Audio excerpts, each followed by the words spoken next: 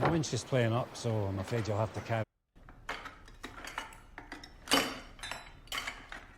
In the beginning, we see many workers along a coastal area, all busy getting ready for their next voyage out to sea. Among them is a man named James, who is finding it hard to pull himself away from his family. But work is work, and he has no choice. We are also introduced to two other men, Thomas and Donald, who will be making this trip alongside James. They load up their gear onto a boat and set off toward a remote island known as Flannan Isle. James, Thomas, and Donald have been assigned a 6-week duty at the Mojo Lighthouse station there. For those 6 weeks, they will have no contact with the outside world whatsoever. These 3 men are lighthouse keepers. They reach the island before long. The officers from the previous shift hand over all responsibilities to Thomas. Before leaving, they also say a quiet prayer for him. Thomas's wife passed away not long ago, and the grief is still very much with him. With the handover complete, the 3 men gather their supplies and make their way up to the lighthouse. Once inside, James begins showing Donald the ropes, since Donald is still quite new to this line of work. That night, a powerful storm rolls in. The fierce winds cause a problem with the lighthouse's internal system, so the 3 of them rush out to investigate. They discover that mercury has leaked from the machinery. Pulling on their protective gear, they carefully collect every drop and work to return it to the machine. Once that is sorted, the mechanism kicks back into life and the lighthouse beam begins its slow, steady rotation once more. The next morning, Thomas sends the other 2 outside with shovels. Donald steps out and immediately sees the aftermath of the storm. Dozens of birds lie dead across the grounds, killed by the violent winds overnight. They have to clear the area, and so they begin filling sacks with the birds. Strangely enough, there is supposed to be a small celebration that evening. But then the lighthouse dog starts barking frantically. They go to check, and find that a man had washed up to the island during the storm in a small boat. They lower Donald down on a rope to get a closer look. Donald checks the man and finds no signs of breathing. He begins tying the man's chest to the rope to send it up. Then the man suddenly lurches upright and attacks Donald. Donald, fighting for his life, grabs a rock and strikes the man in the head. The man goes still. Donald is shaken to his core. Thomas puts a hand on his shoulder and tries to calm him down. Meanwhile, James cannot stop thinking about what might be inside that chest. But Thomas firmly refuses to let anyone open it. He has a gut feeling it will only bring trouble.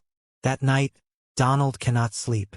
Every time he closes his eyes, he sees the moment that man went down. Thomas sits with him and tells him gently what happened was self-defense. Donald has nothing to feel guilty about. Then Thomas begins to open up about his own life.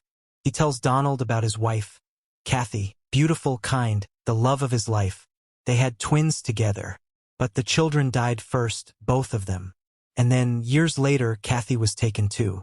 Thomas says quietly that he has learned to carry that pain. He has no other choice. Donald breaks down in tears listening to Thomas's story. Later that night, something stirs in Thomas. He gets up quietly, walks over to the chest, and opens it. Inside, gold bars. Rows of them. Thomas stares at them for a long moment, then closes the chest and walks away. He is now almost certain the man Donald killed was either a thief or, worse, a pirate. The next morning, James, who fancies himself quite the cook, makes breakfast for everyone. Over the meal, Donald says he wants to know who that man really was. Why would someone fight to the death over a chest? Thomas still does not want the chest opened. But Donald pushes back. He says there is clearly something very valuable in there. And if there is, they have a serious problem because whoever that man was, his companions will come looking for him. And when they do, they will be looking for the chest too. Thomas tells them firmly, the chest stays closed. End of discussion. But then something catches his eye. He picks up the binoculars and looks out toward the water. 2 unfamiliar figures are approaching the island, scanning the area as they move. Thomas knows immediately, these are the dead man's crewmates, and they have come for the chest. His stomach drops.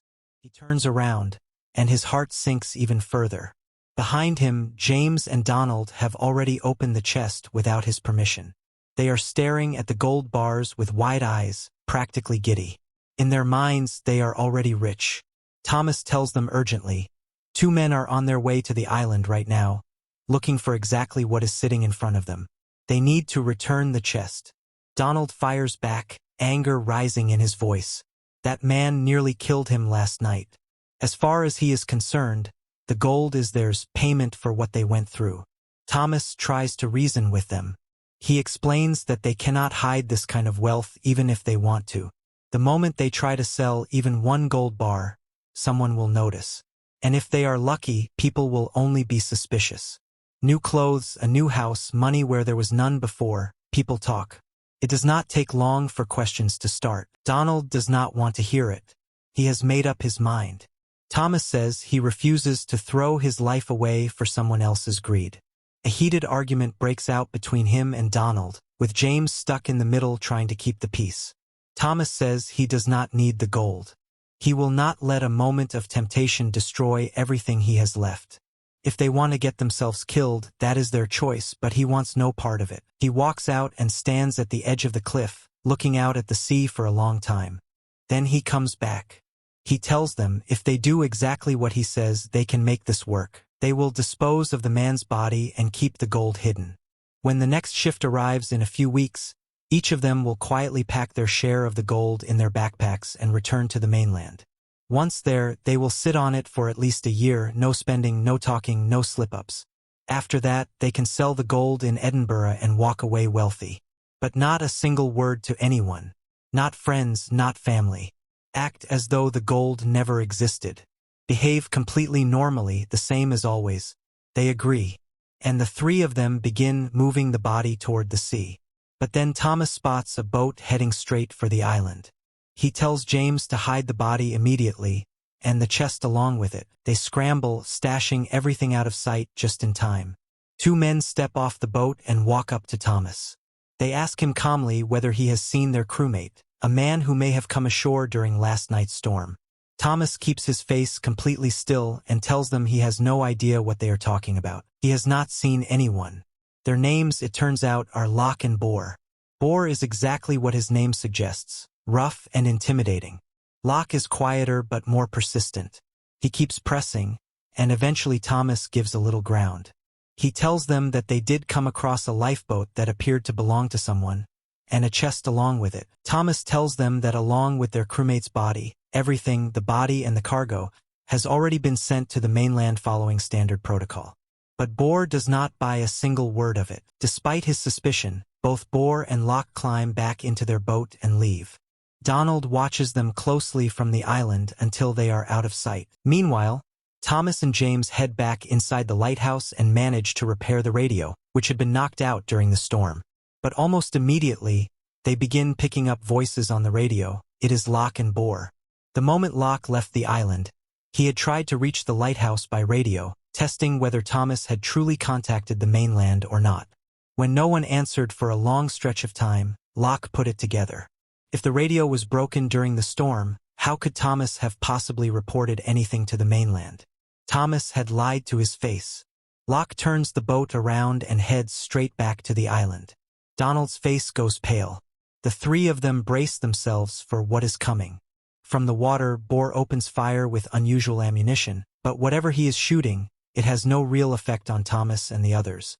When night falls, Locke begins circling the island slowly with the boat, looking for the right moment to come ashore. Thomas watches the pattern and realizes quickly, the boat is just a decoy. The real threat has already landed. He is right. When Thomas and Donald make their way back to the lighthouse, Locke is already inside waiting for them. He grabs Thomas and beats him without mercy. Then he leans in close and tells him, hand over the chest, and they walk away alive. Thomas says nothing, so Locke keeps going. At the same time, Boar gets to Donald and knocks him unconscious. But then James arrives. He throws himself at Boar with everything he has, and after a brutal, exhausting struggle, he manages to overpower the massive man and choke the life out of him. Across the room, Donald seizes his moment. He loops a rope around Locke's leg and pulls, bringing him down for good. Both men are dead. The three of them sit down, bruised and breathless, and try to think clearly. There are now 3 dead bodies on the island. They themselves are badly hurt. And when the next shift of lighthouse keepers arrives, hiding any of this will be next to impossible. Then Donald freezes. He has spotted something through the window. There is someone else out there, another one of the robbers still on the island. They go out to search. James catches a glimpse of a figure running and gives chase. He catches up and strikes the person down with his weapon. Then he looks at what he has done, and the world stops. The robber is a child. James drops to his knees. A small child, barely older than his own son. He killed a child. The realization tears through him like a knife, and he breaks down completely, sobbing and shaking where he kneels. The next morning hangs heavy over all of them. James has not been the same since last night. He is moving through the day like a hollow shell, as though something inside him has simply switched off. Thomas tries to reach him, telling him gently that it was dark, he could not have known, and he carries no blame for what happened. But the words bounce off. James is already somewhere else, somewhere no one can pull him back from. Thomas is not doing much better himself. They drag the bodies of the robbers down to the boat, planning to take them out to sea and drop them where no one will ever find them. But when James sees the child's body up close, the size of him, the age of him, his face crumbles all over again. When they return to the island, James starts wandering after the dog with a blank, distant look in his eyes. Donald watches him and pulls Thomas aside. He says James has lost his mind, and that is a serious problem. In this state, he might say something to someone, tell them everything about the gold, the killings, all of it. Thomas snaps at Donald. He tells him it is shameful to think that way about a man who is suffering. But Donald has already made his decision. He wants to leave right now using the robber's boat. He is done with this island, done with all of it. Thomas tries once more to get through to James. James looks at him with empty eyes and says he cannot feel anything anymore. He says it feels like his soul is gone, like he is a sinner who deserves nothing good. Later, when James catches sight of Thomas and Donald talking together, something breaks in him. In his fragile state, it looks to him like his two friends are plotting to leave him behind. That night, James and Donald get into a vicious fight. Donald, in his frustration, calls James a madman and a child killer. That word, child killer, pushes James over the edge. He screams back at Donald, calling him nothing but a greedy, selfish man who brought all of this down on them and does not care who gets destroyed along the way. Thomas steps in and separates them, but the damage is done. The tension between all three is unbearable now. James disappears into the small chapel on the island and refuses to come out. Thomas brings him breakfast the next morning and slides the plate toward the door. James reaches out and pulls it inside. Thomas speaks to him softly through the door, telling him to try to let the pain dull over time, that carrying it this sharply will only destroy him. Meanwhile, Donald finishes packing his belongings and comes to find Thomas. He says he is leaving and that Thomas is welcome to come with him if he wants. He is not asking for permission. James overhears every word. He says nothing, gives no sign that he heard anything at all. But the moment Donald's guard drops, James moves. He wraps his hands around Donald's throat and does not let go.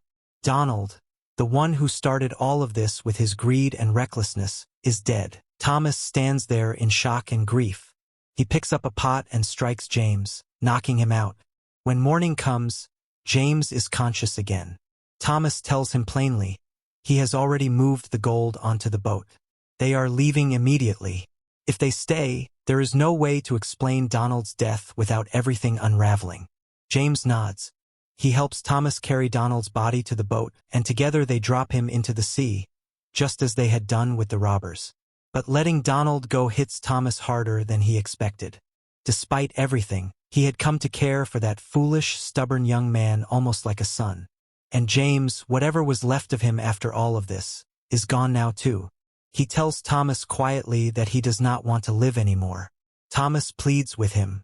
He tells him not to give up, that things can still get better, that there is still a life worth living on the other side of all this pain. James does not hear him. He steps off the edge of the boat and drops into the water.